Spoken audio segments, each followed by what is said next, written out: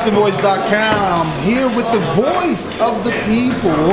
Everyone knows this famous voice from PBC all over. Listen, we want to get your thoughts, obviously, on this past fight. Manny Pacquiao just finished what the media is calling a dominating performance over the young Jesse Vargas, who landed a lot of right hands in that fight, but ultimately took a loss, and now Manny Pacquiao is the new WBO welterweight champion.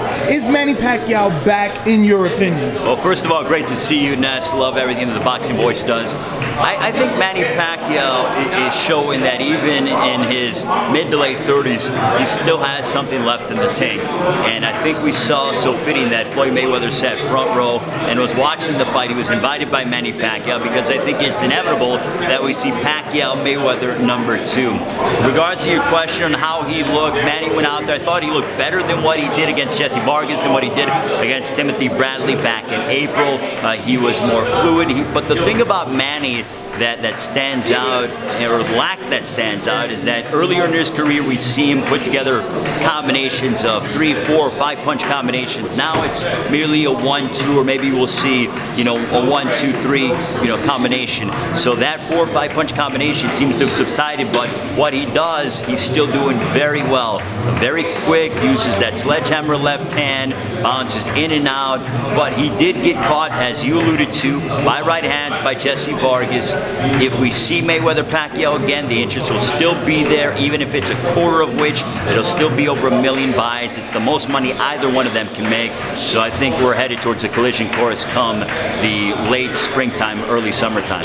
You're making this too easy. I was going to ask, were you at all excited to see Floyd Mayweather in the stands for a Pacquiao fight, and then to find out that he was invited by Manny Pacquiao and actually accepted the invitation? It just seems that bygones are now bygones. We can look to a universe where we're getting these cross-network promoted fights. Like, we just are going to get an announcement of Terrence Crawford and John Molina, who's a PBC fighter. Just what are your thoughts on the possibility of Mayweather-Pacquiao happening, and just Mayweather showing up to show support to Manny Pacquiao? Well, look, I think it's this whole thing of boxing starting to unify a little bit. We saw that Bob Arum has stated, and we've heard overtures with PBC, that Bob Arum is willing to make fights with PBC fighters, and we're starting to see that transpire. We saw it with Dominic Wade and Gennady Golovkin. We're seeing it with John Molina and Terrence Crawford. Mayweather and Pacquiao. Mayweather was talking to those at Top Rank. So I think this whole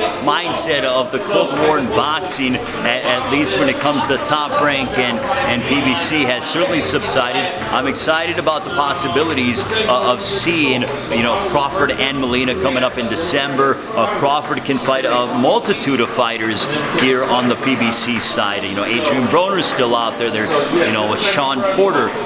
There are tons of 147 pounders. Danny Garcia, Keith Thurman. That will likely be busy in March. But I'm excited about the possibility of guys going head-to-head on different networks, things along those lines. But when it comes to Mayweather, anytime he's there and around, I think he's good for the sport, because he's the biggest drawing card in the sport. If he wants to fight 50-0, let him do it, because he's going to garner attention and mainstream popularity and excitement that a lot of fighters do not have nowadays.